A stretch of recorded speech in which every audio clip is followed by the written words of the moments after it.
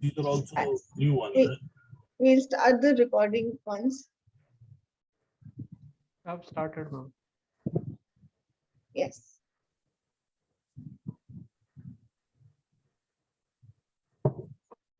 So good afternoon, everyone. I am hoping all of you are aware of and have also attended Sir's lectures in the last few weeks. And it is my privilege to introduce Sir in front of you. Just to keep it short, because you all are already aware, Sir belongs to an extremely illustrious group of people belonging to the law fraternity, be it in the role of a lawyer, an educator, or a researcher. His educational qualifications also speak a lot about him. He prepared for his storied legal career by completing his Bachelor of Science and Bachelor of Laws from Punjab University, Chandigarh. Thereby, he went on to pursue his master's degree from the University of London. He also studied comparative family law at London School of Economics, along with law and society at the famous School of Oriental and African Studies. His application of the knowledge in matrimonial cases, civil cases, service cases at the high courts of different high courts of India and as well as Supreme Court is extremely distinguished. And he has conducted umpteen number of litigations on inter-country parental child removal, and he is someone who has persistently discussed and debated the need for India to sign the Hague Convention on the same interparental child abduction in 1980. And on the front of academia, I don't think there are words that can justify or that can do justice to his knowledge. But his work speaks for itself, and it is my privilege to introduce to you Advocate Anil Malhotra, sir. Sir, please. Good afternoon to all. The topic which we are going to deal with today relates to something very basic and very important in society, and that is adoptions. Now, to understand very briefly, the process of adoptions within India and outside India is governed by two legislations, the Hindu Adoption and Maintenance Act 1956 and the Juvenile Justice, Care and Protection of Children Act 2015. Now, I have circulated material which you may have with you for reasons of facilitating you to have an idea of the things. There is, I have assisted the Honorable High Court of Punjab and Haryana as a friend of the court, that is an amicus in two matters, in Jasmine Kaur and Richa Gupta. I am going to advert to the report which I had given in Jasmine Kaur's case to very briefly point out to you, to start with, the relevant enactments or the statutes which are in force in the domain of adoptions. So, coming to page 17, I will first refer to the Hindu Adoption and Maintenance Act of 1956. Now, section 2 of this act on page 17 of my report is dealing with the reproduction of the sections. So basically, majority of us are Hindus by religion. So what applies to us? The Hindu Adoption and Maintenance Act 1956 applies to us. That is section 2. Now, under the Hindu Adoption and Maintenance Act, for short HAMA, section 5 says that all adoptions shall be governed by the procedure laid down in this chapter under this act. And section 6 talks of the requisites of a valid adoption. It says no adoption shall be valid unless the person adopting has the capacity to adopt, the person giving an adoption has the capacity to do so, the person adopted is capable of being taken in adoption, and the person being adopted or giving in adoption, the adoption has to be in compliance with the other conditions made in this act. Under section 7, we talk of a capacity of a Hindu male to take an adoption. So any person who is a Hindu male can take an adoption with the consent of his wife if he so has a wife living. Likewise, under Section 8, the capacity of a Hindu female to take an adoption. A Hindu female can take an adoption uh, with the consent of her husband if he is living. And the persons capable of giving an adoption are the father and mother of the guardian, the father and mother or the guardian of the child having the capacity to give the child adoption. Now, if the father and mother are not alive, have renounced the world, or have been declared incompetent by a court of competent jurisdiction, then the court can give the permission in respect of this child. And the court means a judicial court. Now, who is the person who may be adopted? A person who is a Hindu, a person who has not already been adopted, then a person who has not completed the age of 15 years. So what are the other valid conditions of an adoption? So if the adoption is of a son, there should be no son living at the time of adoption, whether naturally or adopted. If the adoption is of a daughter, there should be no daughter living, whether naturally or by adoption. Then if the adoption is by a male, then, and the child to be adopted is a female, then the age gap is at least 21 years. And if the adoption is by a female, then the person to be adopted should be more than 21 years old than the person to be adopted. And a child cannot be adopted by two persons. Now, what is most important is Section 11, Subsection 6. It says that the child to be adopted must be actually given and taken in adoption by the parents or the guardian concerned or under their authority with the intent to transfer the child from the family of its birth, or in case a child is abandoned or parentage is unknown, from the place of where the child has been brought up to the family of adoption. So essentially, what is 11.6 doing? 11.6 is the fulcrum of Hindu adoptions. It says that a Hindu child must be given and taken in adoption. So the persons giving an adoption should give, and the persons taking an adoption shall take. So this is a giving and taking ceremony, which is normally called Datta Homan in Hindu law, but it is also said in the proviso that the performance of Datta Homan shall not be necessary for the validity of the adoption. So irrespective of a formal ceremony under Hindu customary law, you need not do a formal ceremony, means you do not need to do a religious ceremony. The persons giving should give, the persons taking should take. Now, what is important is the physical presence of the persons giving and taking. Now, in Richa Gupta's judgment, the Punjab and Haryana High Court has set aside the adoption on the ground that the persons giving and taking were not there on the day the act of adoption has taken place. And on the sole ground, the adoption is gone. Now, this point has been settled by the Supreme Court in AIR 2020 Supreme Court 1293. This is M. Vanaja's case, wherein the Supreme Court has held that the ceremony of giving and taking must be proved. And it is said that the two essential conditions are that the actual ceremony should have taken place, and the mandate of the act requires that unless the ceremony has taken place, it will be invalid. So this is a very important requirement, that the giving and taking ceremony must take place. Now, you may establish the giving and taking by recording it in an adoption deed, and you may even get it notarized, or you may even get it registered. Section 16 says that if you do so, then if there is any document registered under any law for the time being in force, and it is produced before any court purporting to record an adoption made and is signed by the person giving and the person taking, the court shall presume that the adoption has been made in compliance with the Provisions Act, unless and until it is disputed. So if you have an adoption deed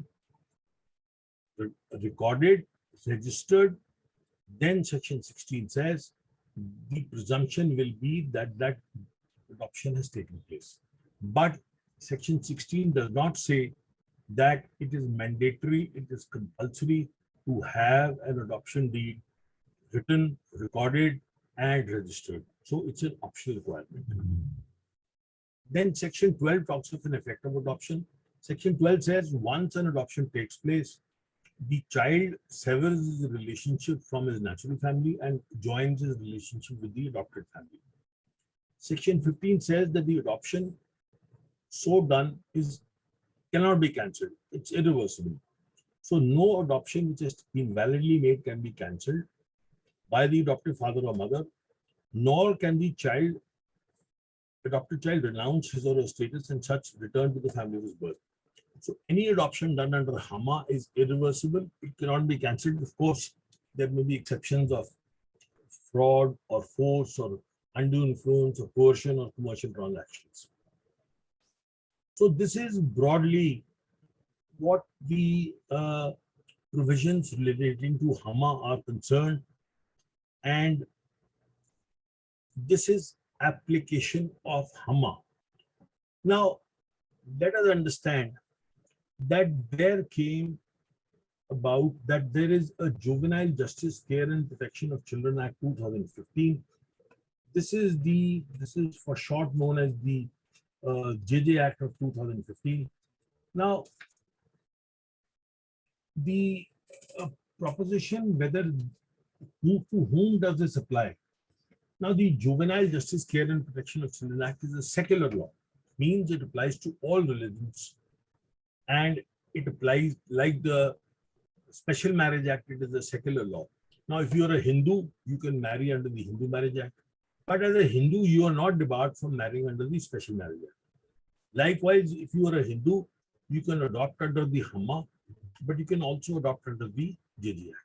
So Hindus, non-Hindus, everybody can adopt under the JJ Act. This judgment in Shabnam Hashmi, this is 2014 4 SCC 1, even allows Muslims to adopt. Now in paragraphs 9 and 11, the Supreme Court says that this is a secular law and the JJ Act is enabling optional gender just law, and adoption of children can take place under this law irrespective of the religion of the parties, and there is no bar on any community to adopt children under the JJ Act. So as a Hindu, you can adopt under the JJ Act, though foreigners, Christians, Muslims can only adopt under the JJ Act. Now, there is also a judgment of the Bombay High Court by Justice Chandrachud in the case of Indri Payal. This is 2010-1 Bombay CR 434, where a couple wanted to adopt a female child, even though they were having a natural born female child. The adoption was disallowed under HAMA.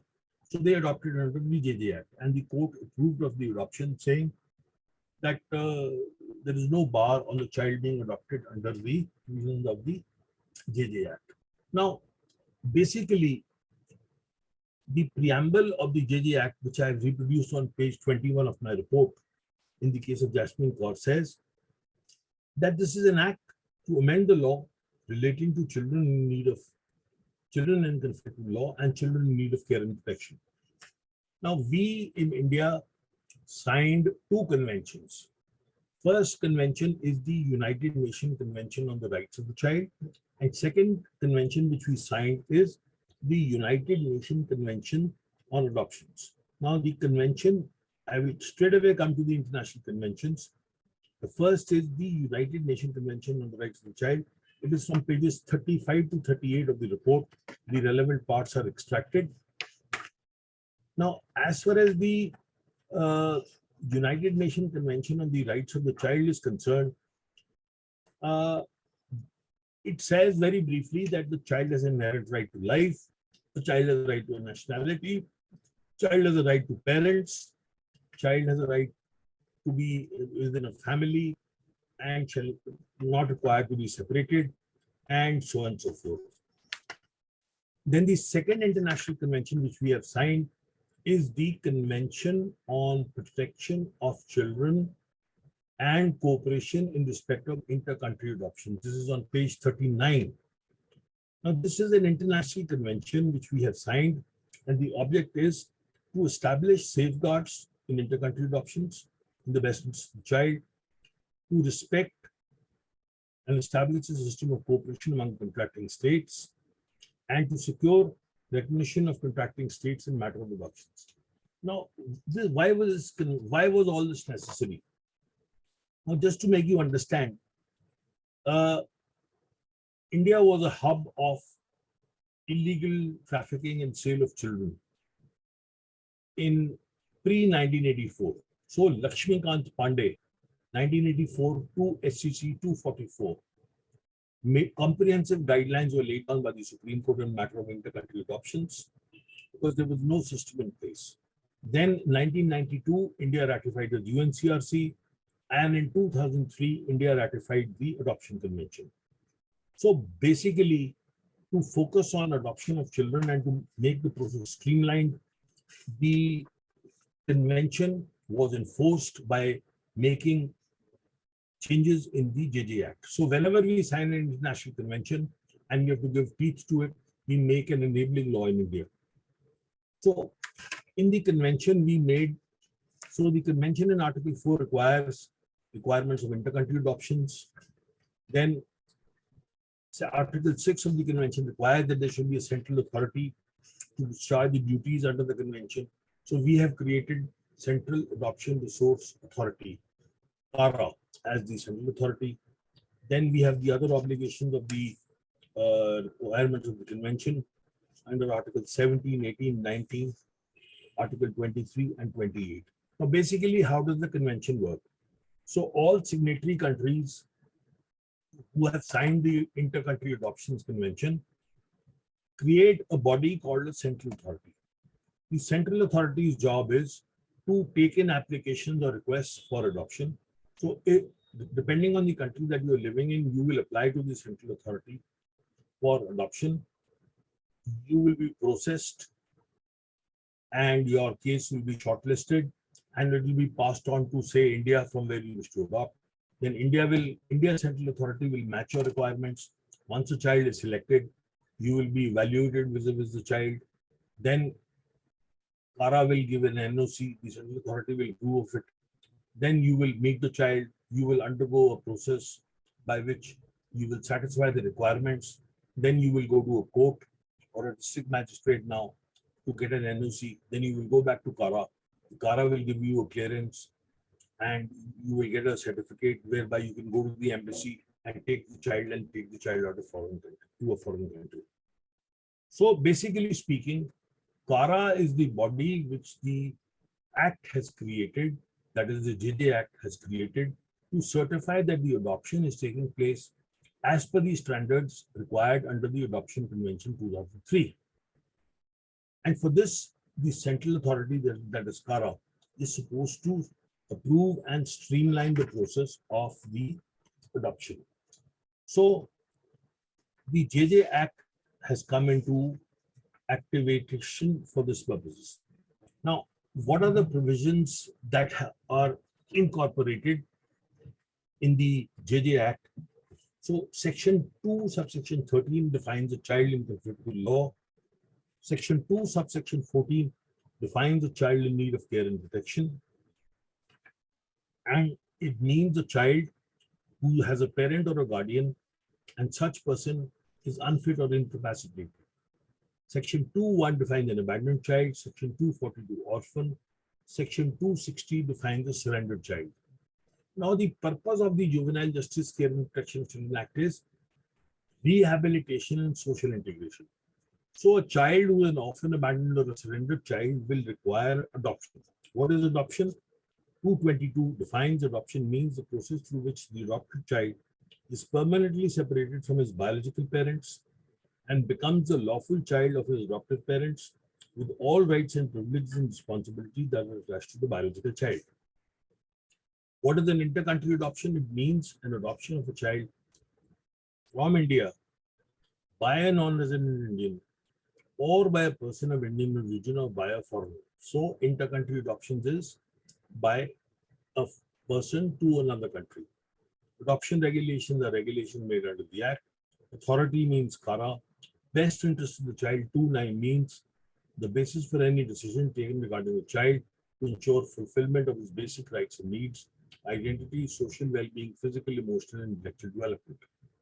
Central authority means Kara, court means a civil court, relative means a paternal uncle or aunt, maternal uncle or aunt, or paternal or maternal grandparent. Section 3. What are the principles governing the administration of the Act? The principle of best interest, principle of family responsibility, and principle of repatriation and restoration. Now we come to the most important part, section 56. So if you are adopting under the JJ Act, then section 56 says, if you are adopting, then adoption shall be resorted to for ensuring the right of the family for the orphan, abandoned, and surrendered child as per the provisions, rules, and adoption regulations. Then it also says adoption of a child from a relative by another relative, irrespective of their religion, can be made as per the provisions of this Act and adoption regulations. So if there is a relative adoption, then irrespective of religion, so you can, as Hindus, adopt under Hama, but you can adopt under the JJ Act also. So if you do so under JJ Act, then you will have to follow the JJ Act. But section 56.3 says, nothing in this act shall apply to adoption of children made under Hama. So if you have done your adoption under Hama, then nothing under the JJ Act will apply to you. But then there is a controversial part which says, all inter-country adoptions shall be made as per the provisions of this Act and adoption regulations. And any person taking a child out of a country will violate section 80. Now, does this mean that inter-country adoptions of children under Hama have also to be made under the provisions of the JJ Act? Now, this became a bone of contention, and in Jasmine Kaur's case, the Punjab and Haryana High Court, in which I assisted as an amicus, came to the conclusion that this is not so. Now, the Jasmine Kaur judgment is reported as 2023 RCR Civil 528. It is a decision dated 28th of July 2020. And the direction given in para 40 was that the adoption under the JJ Act is valid under the Hama. It cannot be questioned under the JJ Act because the biological parents and the adoptive parents are giving and taking, and the procedure of the JJ Act and Kara will not apply. And Kara was told to give an NOC to enable the child to be taken out of India. But in Richa Gupta's case, the court was of the view that this adoption will require clearance under Kara, and an NOC will require. The question was referred to a larger bench, but that remains apart. But then the issue was resolved in another matter in the Delhi High Court, where in the judgment in RK and Nagar versus Kara, decided on 31st August 2021. It's a reported judgment 2021 SEC Online Delhi 4246, where the Delhi High Court said that the Hama adoptions are not governed by the JJ Act. But then the Delhi High Court also went to say that for adoptions under the Hama, there should be some procedure for the children to be taken out of India, because without a Kara certificate, NOC, or a conformity certificate, the embassy concerned will not grant a visa and the child will not be allowed to leave India. So pursuant to this judgment of 31st of August 2021, Kara amended the adoption regulations and added Chapter 4A, in which they have said from September 17, 2021 onwards, there is now a procedure for children adopted in the Hama who are to go abroad. So broadly, what the regulations say, that in matter of inter-country adoptions, the district magistrate will verify the antecedents of the adoption deed, which will have to be written down. And once the district magistrate approves of it, then Kara will grant an NOC and a conformity certificate under Article 23 of the convention. So basically, for a Hindu adoption, Kara will grant a conformity certificate meaning it will confirm, CARA will confirm that the adoption has taken place in accordance with the provisions of the adoption convention. So this is because section 56(3) says that Hindu adoptions, the JJ Act will not apply. So to keep that in mind, not to be in conflict, the CARA will confirm that the requirements of the convention have been complied with, and so they will issue a conformity certificate confirming that the provisions of the adoption convention have been complied with. So broadly speaking, if it is otherwise an adoption of an orphan, abandoned and surrendered child, then section 57, 58, 59, 60, 61, 62, 63, 68 have to be complied with. So this effectively means you will apply in the country in which you live. You will be shortlisted depending on your requirements and matching of the child. Your application will be sent by the settling authority in that country to the settling authority in India. CARA in India will screen you again, will match you depending on your order of seniority in the seniority list. Please keep in mind a report in the Times of India yesterday that there are 26,000 couples in the waiting list in India, and there are only 2,400 children. So this means there is something slow in the process and it needs to be shortened. So once the shortlisting is done, then you get a NOC to start with, then you meet the child, then you complete other formalities, then you get a clearance from the district magistrate, then you go back to CARA, you get an NOC, and you, after you get your NOC, you approach the embassy and then you take the child to the country from where you moved. Any adoption done violating this procedure, there is punishment under Section 80. There were a lot of children bought and sold post the pandemic because there were private people trying to bargain on the children.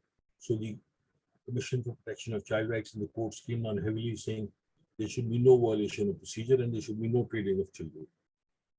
Now the CARA has also made adoption regulations to explain the procedure, and there it is laid down how this process is to be administered and how the NOC, etc., is to be granted. And the beauty of the whole thing is that under the adoption regulations, persons irrespective of marital status are allowed to adopt children. The only exception is that a man cannot adopt a female child. So this is given complete freedom and complete laxity of laxity of procedure, so that there is no disparity and people can adopt irrespective of children. Now, some issues which crop up are who can question an adoption.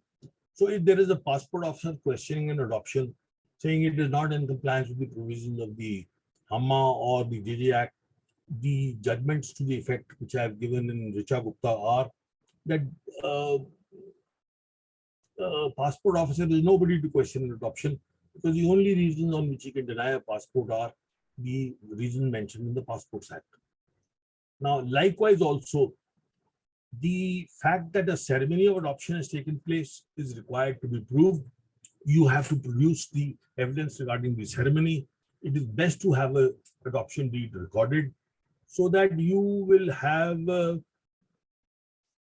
proof to prove, and you will not have to jump to alternates to prove the adoption.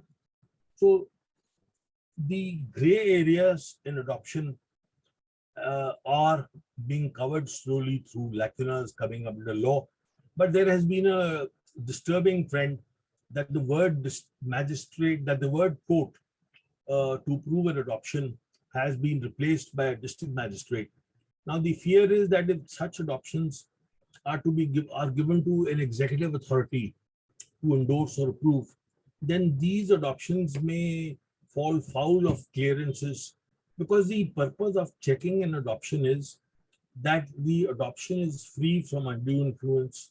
The adoption is not for the purposes of monetary consideration. The adoption has not been made into wrong hands. So if you pass on these adoptions to people who do not really qualify for adoption, you may be falling into a pitfall. So in the name of expeditious process of adoptions, we may not fall foul of approving adoptions which really do not deserve to go. But the good thing which the adoption regulations take out, which is a matter which is not finding favor in surrogacy, is that under Regulation 5 of the adoption regulations, it is said that the prospective adoptive parents should be physically, mentally, and emotionally stable. The and shall not have life-threatening medical conditions. Then it says any prospective adoptive parent, irrespective of marital status and whether or not she is a biological son or daughter, can adopt a child subject to the following conditions. If the consent of both the spouses for the adoption shall be required in case of a married couple. So there is a presupposition that there is a non-married couple or there is a single person also, because prospective adoptive parent can be a person irrespective of marital status. So if you are LGBTQ, then you can adopt. Now, then the second condition is a single female cannot adopt. A single female can adopt a child of any gender, but a single male shall not be eligible to adopt a girl child. The reasons are obvious to prevent abuse. No child shall be eligible, shall be given adoption to a couple unless they have at least 2 years of stable marital relationship. So these are conditions which they have brought in different categories, but clearly they tend to indicate that there is no bar of adoption on marital status. And the word used is persons. So persons or couples or female and male indicate that nationality, citizenship, gender, sexual orientation does not debar you from adoption. The only issue is that there is an age bar. So if you want to adopt a child up to 4 years, then the maximum age of the couple put together should be 90 years. If it is a single person, then 45 years. So again, there is an indication that a single parent can adopt. So likewise, 4 to 8 years, joint age 100 years, single age 50 years. 8 to 18 years, 110 years, and 55 years. Now, obviously, they have kept these ages in mind, thinking that a small child will require a younger person because a young child will need a lot of energy to look after. So therefore, these are the only limitations which the so-called regulations provide. But this gives an indication that there is complete freedom of adoption. There are a large number of children who can be adopted, and therefore the legislature in its wisdom has thought that adoption of children should be very easy because a large number of children wish to be taken in adoption.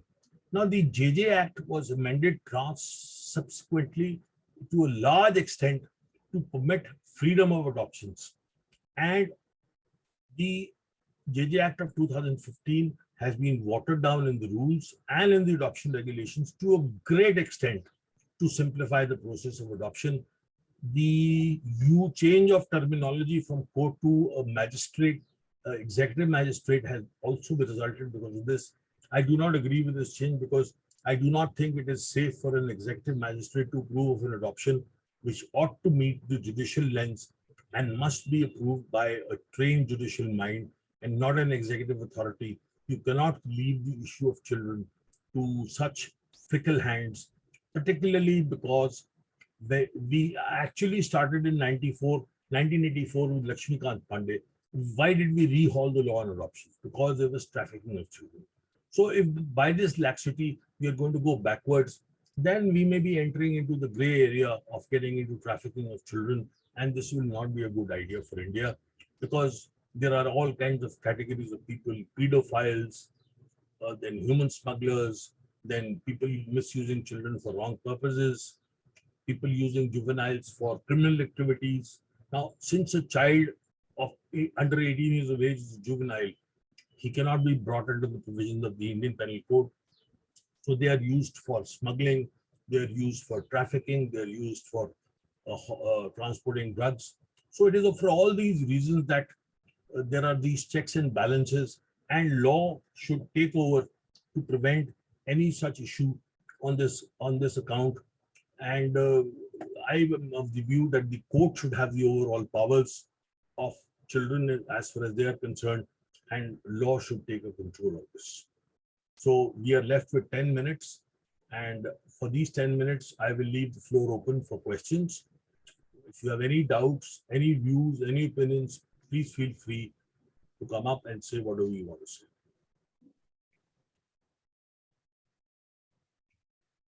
You can unmute yourself or request for permission to unmute if you have any questions.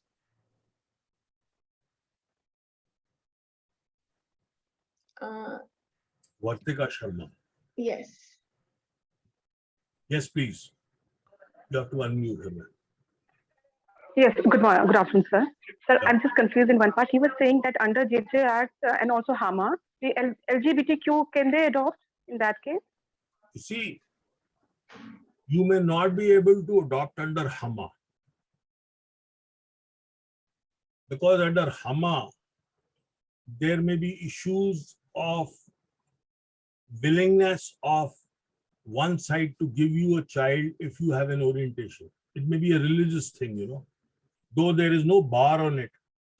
But if you read HAMA carefully, the bar is not there. It may be a social bar, not a religious bar. So if you read Hindu Adoption and Maintenance Act under section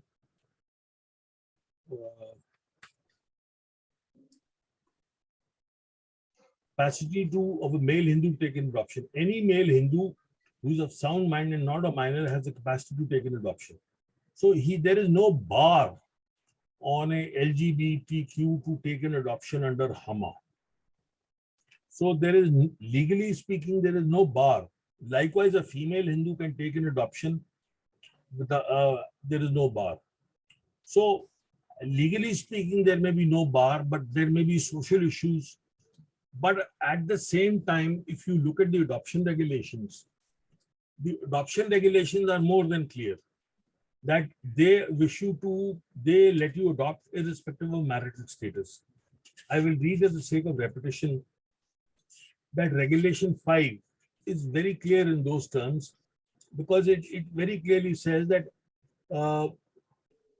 any prospective adoptive parents, irrespective of marital status. So there, of course, it's more free. And this is a reflection of change of society, social values and notions.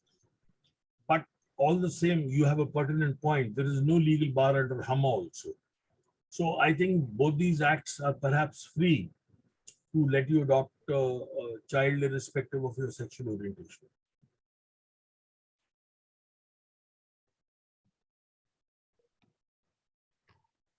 Yes, next, please.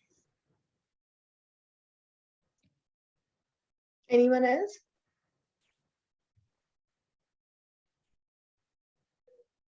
There should be more questions, ma'am. So I had a query in mind. So the idea that today we're in an era wherein we are traversing the boundaries, and the entire idea of inter-country adoption, it's more global in scope.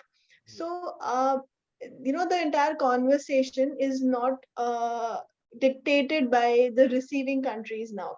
So there's more recognition of interconnectedness and interdependence between both the origin countries and also the receiving countries. So my question being that, can there be bilateral agreements between origin countries and receiving countries?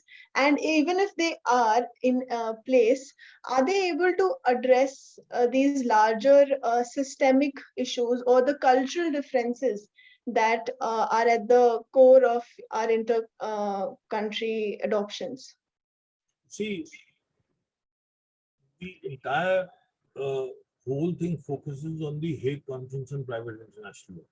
Right. Now, besides the conventions which the Hague comes out with, Hague also has country memberships, which people go and talk about child abduction, marriages, divorces, and so many other things. So that is the platform where you go and exchange all these issues and you exchange ideas. A bilateral treaty is not a good idea because it is only between two countries. Hmm. So if you were to join the adoption convention, you would probably fall in line with so many countries because everybody has to follow the adoption convention and therefore everybody is united in a group. Likewise, with the abduction convention, signed by 100 countries, not signed by India, or for whatever reason. So if you want a system to fall in place in a bigger group, bilateral treaty is not a good idea. And it confines you only to two countries. And why not take advantage of a bigger group when there is already a bigger group in place?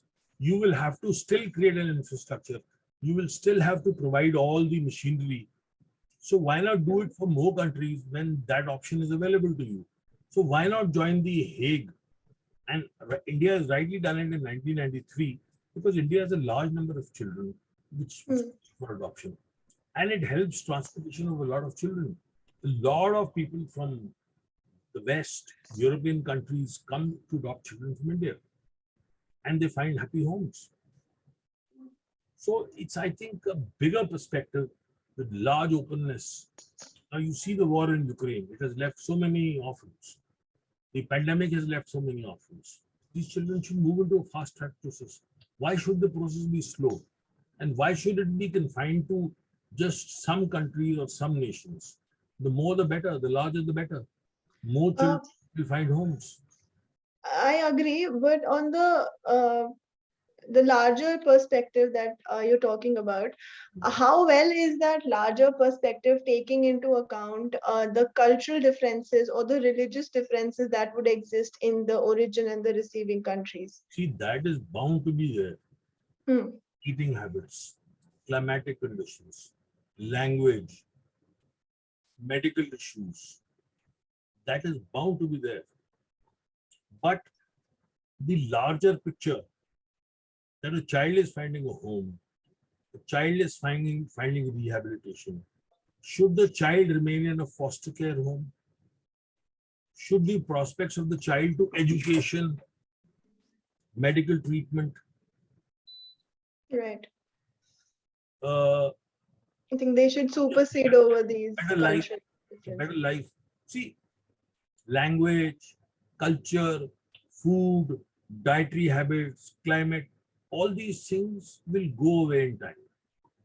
But then the larger picture, I am reminded again of Stephen Joan Becker, 63-year-old woman wanting to adopt a 10-year-old girl. She said, let the child go. The child is going to find a home. The woman loves the child. She hasn't got anybody. The child hasn't got anybody. What are laws going to do about all this? So it's a question of rehabilitation and social integration. That is the purpose in the act. But in the Indian context, we're not looking at the larger picture. We're still focused on how, where the child comes from and the child welfare principle that we talk about. So if you have an Asian couple wanting an Indian kid, what's wrong? there's nothing wrong. See, as long as the lens of Kara clears it, that's okay. I mean, you're not going to abuse the child. You're not going to use it for wrong purposes. You're not going to endanger the child. Once Kara is satisfied and you have checks and balances on both ends to clear this, then the child should find a home. See, in India, I mean, you know from Haryana, keeping children in homes is pathetic. I remember the case of Jaswanti Devi in Rohtak, who was running a home place called Apna Ghar. Okay. She did the worst form of abuse of children, pedophile, drugs, prostitution, impregnating, producing children, porn film. She did everything under the sun, 130 or 40 children. 5 kilometers away from Chief Minister Huda's house, she was getting away with murder. She was a member of the JJ board till some children ran away. They came to the NCPCR, it got reported. I was appointed by the High Court to lead a court team with 3 other lawyers. These children had meanwhile been taken to different homes. We went and met them. Oh my God, the horrors she had committed.